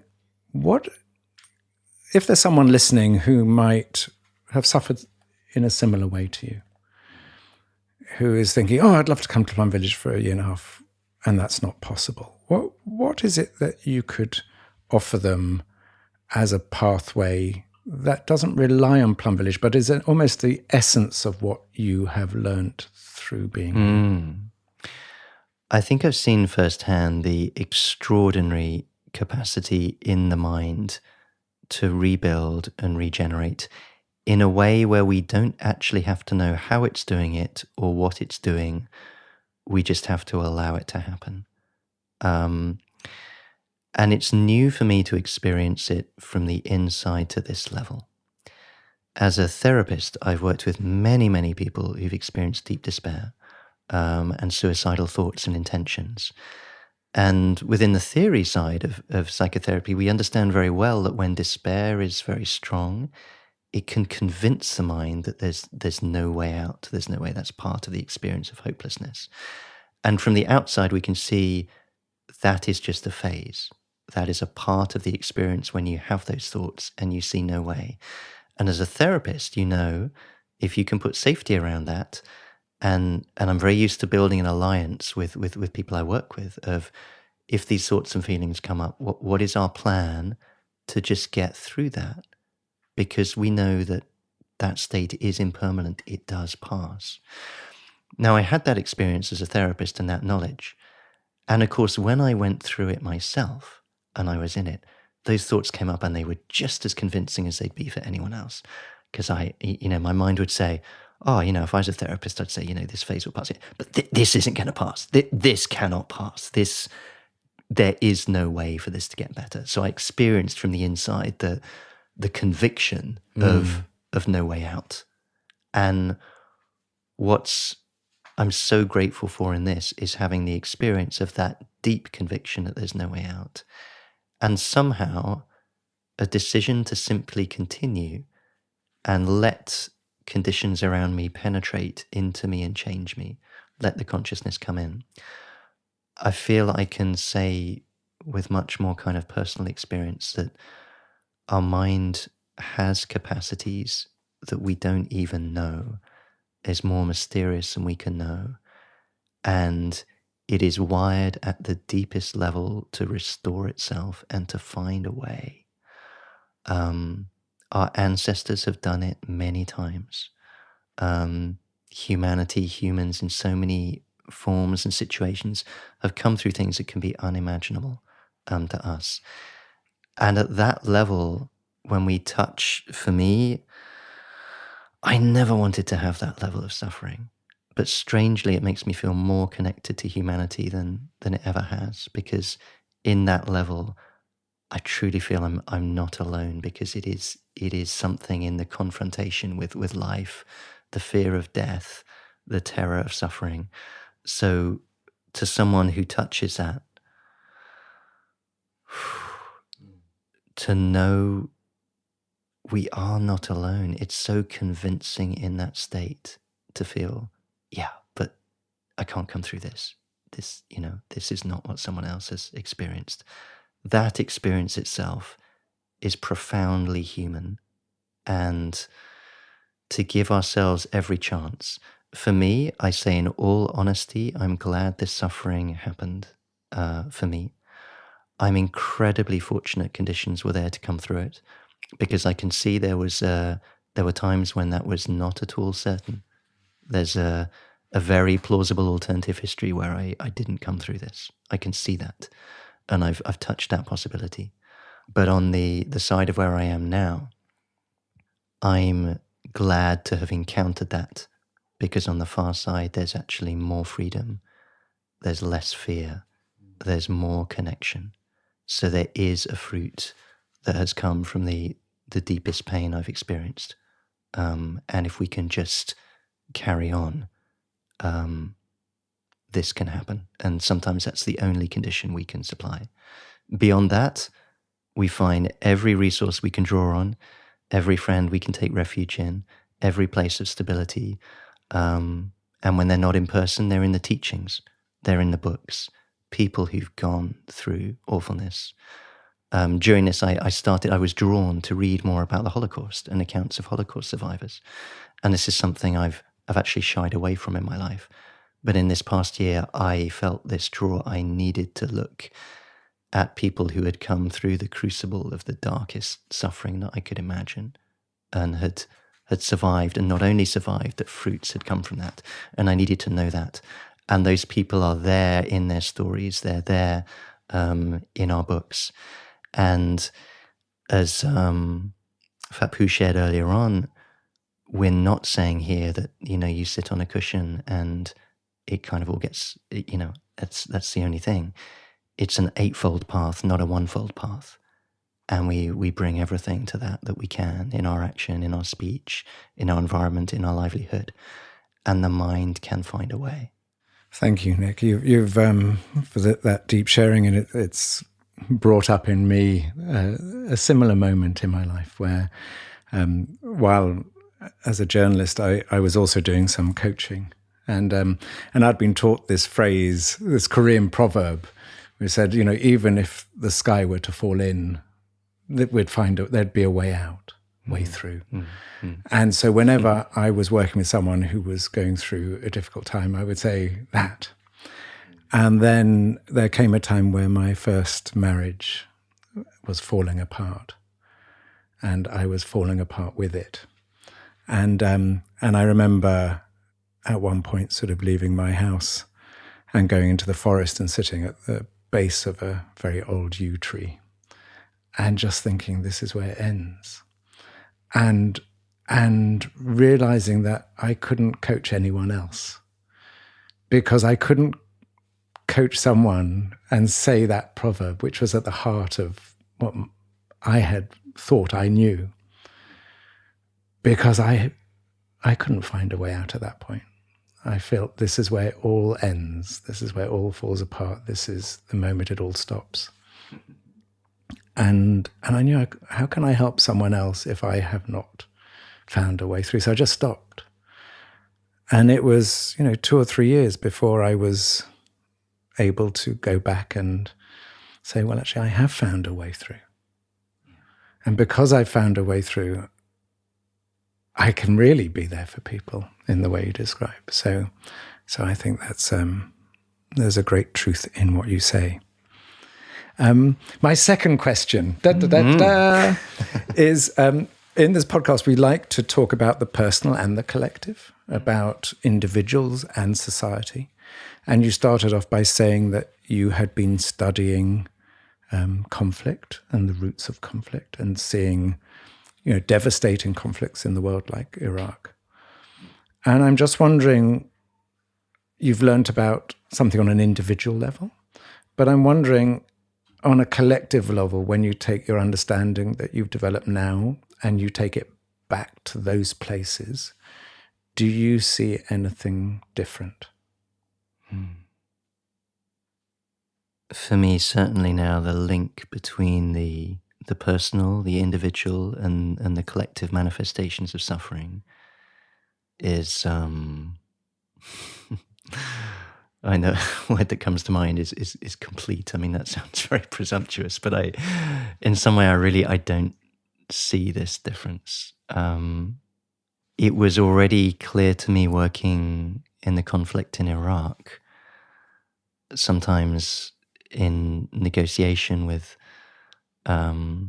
people directly involved in that conflict and in conflict with us, how the roots of it were in perceptions. And when those perceptions could open up and change, the driver for the conflict could change. And I experienced that in a number of times during my work. It was against the sort of devastation of a backdrop where actually the suffering had become so vast. The engine that was sort of moving forwards left me with a sort of sense of helplessness, because I could only do the bit I could do. But it was enough to experience in that situation, these awful conflicts, that when perceptions changed and when trust could develop and when the humanity of each other could be recognized, genuine change in attitude and motivation could take place. So I saw that in conflict. Of course, I've seen that in the therapy room. I've seen that in community. And the other thing I would say on that for now is that the Buddha's diagnosis, that when we get down to the root, the drivers of the pain and suffering will be in the energies of hatred, of delusion, of ignorance, of greed. That's absolutely what I saw.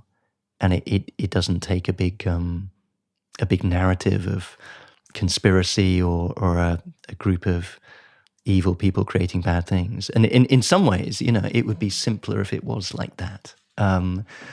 But what I've seen, both in that conflict work and also in the psychotherapy room, that there is more than enough scope for suffering to develop just through ignorance, confusion, misunderstanding. And even when there are many people with good intentions sometimes, acting well, but with distorted perceptions, suffering arises. So I'm sort of very satisfied now with the perspective on suffering offered, and the crucial link to perceptions and worldviews and how we see that. And when we become rigid and certain about a worldview, and we have to have other people agree with it, then peace will not come. That is not the way through to peace.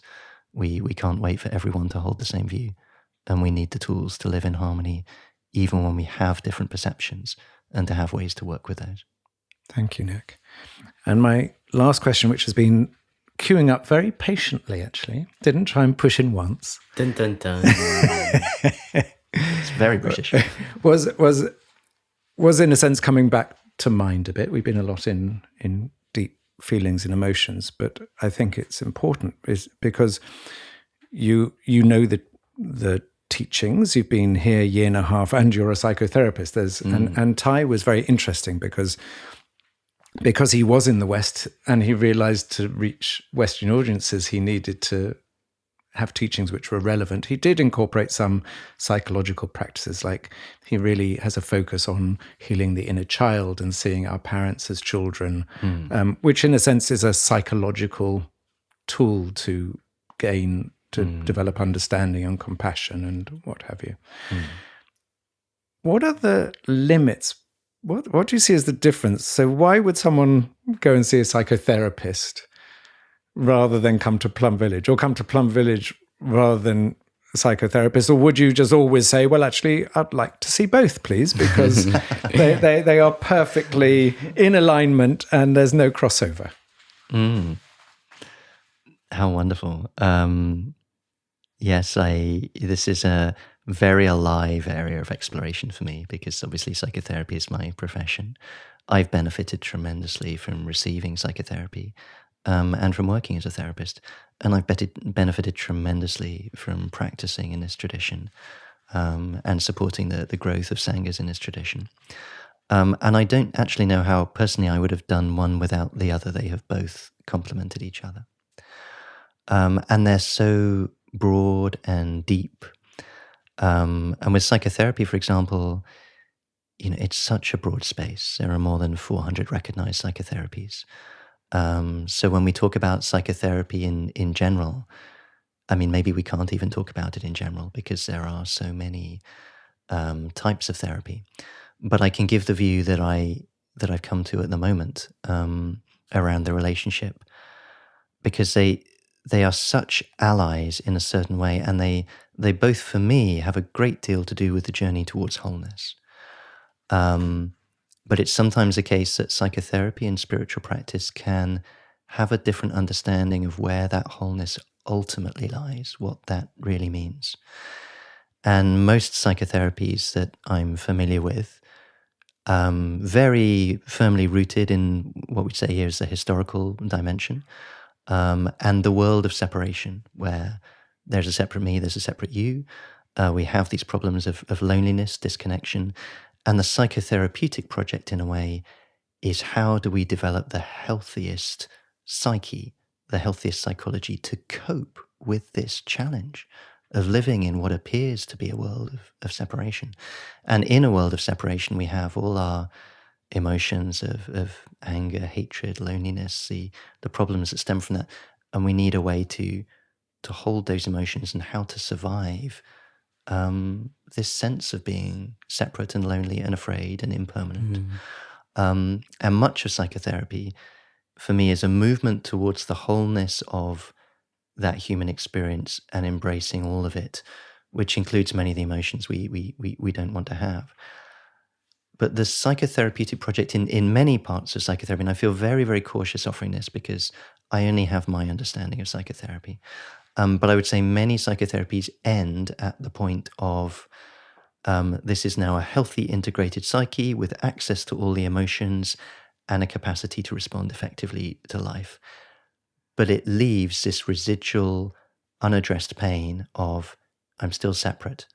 I'm still going to have to face death. How do I possibly confront that? And the spiritual path, the path of transformation here, is to support the mind to gradually touch the possibility that maybe that separation actually never happened in the first place. It's something that's generated in the space of perceptions. And when that is unlocked, so many of the causes and conditions of our pain that arises through grasping, through trying to surmount the separation, trying to grab onto safety in a way that we may not actually have to do, will drop away. But with those differences, there are occasionally times when the language of psychotherapy and the language of spiritual practice can seem like they pull in different directions. And particularly sometimes this can come into areas around boundaries, where we may want to say it's very skillful to think of boundaries around a practice center, around our practice life between individuals. Monasticism is defined by a set of boundaries, by the precept body, that put a boundary around actions to protect the aspiration to grow and develop in a certain way. And boundaries do not mean that we're fundamentally separate. It simply reflects there are skillful ways to take care of our energies, to take care of our emotions, to take care of our actions, to move us further towards a healthier, kinder life and a deeper insight. So sometimes I notice there can be a sense in which the subject of boundaries in particular can be a tricky one for people, because we don't want to be separate, we don't want to be alone. And if we think that boundaries keep us separate or cut off from something, that can be a painful experience. But safe and healthy boundaries are precisely those things that allow us to connect and engage and to do things together, and ultimately to find a way to touch the fact that we are maybe not separate to begin with. Thank you, Nick.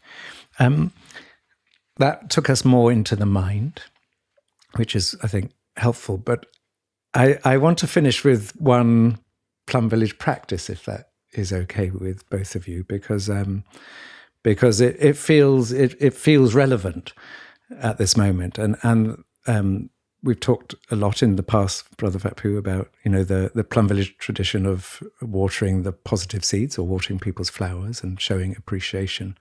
So I just wonder, Nick, if you would like to show an appreciation for Phap Huu, and whether Phap Huu you'd like to share an appreciation for Nick. Nick, do you want to? Is there something you'd like to share? Yeah, I do. And I want to recollect my early experiences of Phap Huu, because there were three things that brought me into this tradition. The first three kind of hooks. The first was seeing Thay himself and his teachings. The second was reading the first line of the 14 mindfulness trainings. And the commitment in that training that the teachings are guiding means to bring us towards compassion, a healthy way of living. They're not something to fight over. And if they get in the way, it's that we let go, not the compassion. But the third thing was meeting the younger brothers and sisters in the practice and finding people I could relate to and feel, yeah, I warm to this person. I enjoy them as a whole integrated human who's chosen this path. I feel an affinity with these people. And that they had an authenticity and a realness that was deeply reassuring to me. I didn't feel that they were trying to run away or block out, but they were real and relatable. And Phap Huu for me was one of those brothers. I'd see, this guy is real. He's true. He's authentic. He has lightness. He has depth. In what I mentioned earlier of this sort of journey towards wholeness, I could see a good example for myself as someone who is embracing their humanity, their wholeness, the fullness of life, and was great fun to hang out with. And going back 10 years to our early connection, I felt such an ease and a joy of being with Phap Huu, and just knowing he's here and seeing him around is always a support for me. I feel I don't need to go to you a lot. I don't want to take up your time. It's enough for me to enjoy the way you carry yourself, move around the community, how you offer, and how you are yourself, and not trying to be anywhere else. That's a wonderful example for me. Thank you, Nick. And Phap Huu, is there anything you'd like to say to Nick at this moment? And dear Nick, thank you for your friendship. I will never forget our first encounter, taking care of a suffering together in Upper Hamlet. It was in 2012. And I think from that moment of handling a particular situation, I didn't know who you were. And the brothers were like, "Oh, we trust this. We trust Nick." and I was like, They were talking about someone else. No. They were talking about you because we were taking care of someone who was going through a mental breakdown. And we spent from 5 a.m. to almost 2 a.m. And it was a team of you, me, Brother Phap Huu, Brother Phap Linh, and Brother Phap Lai. And Paul from Australia. And Paul from Australia. Huge support. And I think from that, we created a kind of brotherhood among the group. Thank you for choosing Plum Village as a refuge and for not giving up on yourself and not becoming the darkness that you were trying to come out of. And I know that takes a lot of courage, that takes a lot of patience, and that takes a lot of selflessness also. And during your time with us, you were so responsible for your suffering. I never felt like you wanted to throw your suffering towards us and for us to transform it. But you reach out for companionship, you reach out for moments of breathing. And I think that's a real lesson that I've learned of how to just be with suffering. Because I saw how mature you were with suffering.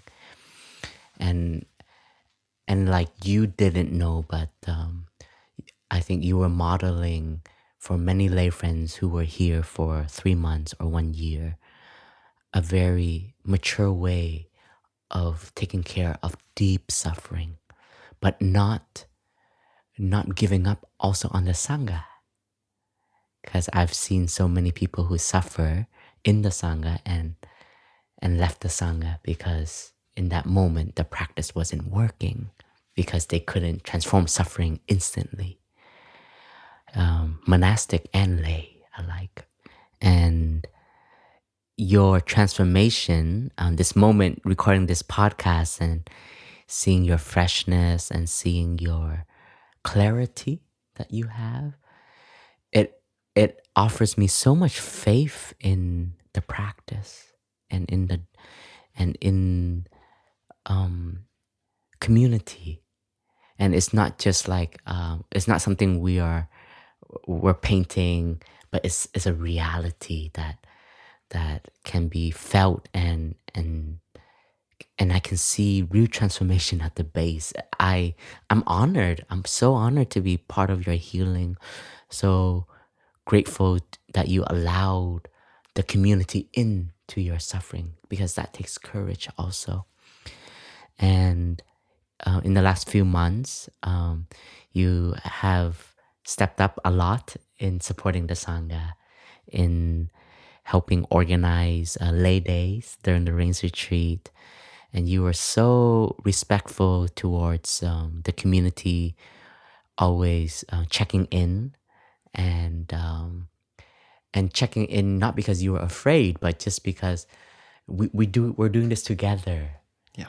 And sometimes that's what I always want to communicate to friends who want to support Plum Village, is like to keep that communication alive, to know like it's okay to ask Brother Phap Huu a question. It's not that scary.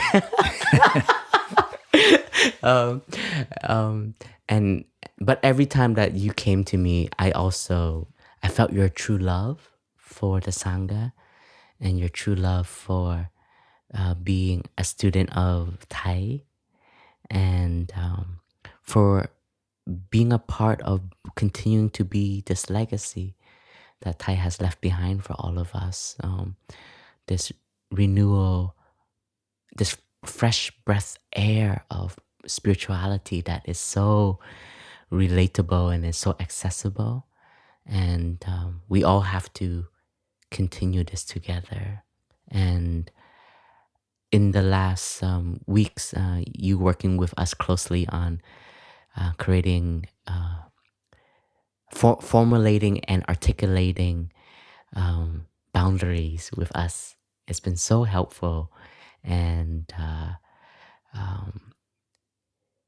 it just offers me also like I can rely on my lay brothers and sisters and friends, and that you understand our path.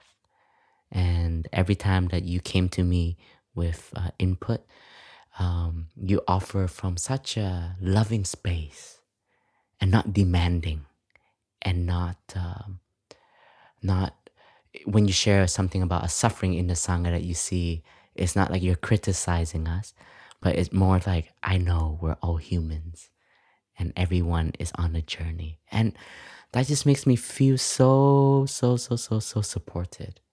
And I want to share that to you, Nick. But I think it also trickles to Jo and to Kata, who are also sitting in this room right now, the kind of love and the kind of support that I personally have received from all of you. It's been such a solidifying my bodhicitta, my mind of love and my mind of service. So thank you so much. Thank you, Brother Phap Huu. Thank you, Nick. And this feels like a very deep sharing. So my feeling is this is a good place to gently stop and show our appreciations. So, Nick, thank you so much for joining and for sharing your deep healing journey. And I can only imagine how much of a balm and support it will be for other people to know that, yes, there is a way through. So thank you for this deep, profound sharing. Thank you, Jo. Thank you, Phap Huu. Dear listeners, we hope you've enjoyed this episode. You can find all the previous episodes of this podcast on the Plum Village app and also on Spotify, Apple Podcasts, and all other podcast platforms. And if you like what we're doing, please subscribe to The Way Out Is In, a podcast on the platform of your choice. And it would be lovely if you feel able to leave a review to help others discover us and to also gain from listening. The podcast is co-produced by Global Optimism and the Plum Village app with support from the Thich Hanh Foundation. If you feel inspired to support the podcast as well as the international Plum Village community, moving forward, please visit our website www.tnhf.org/donate. Thank you so much and see you next time.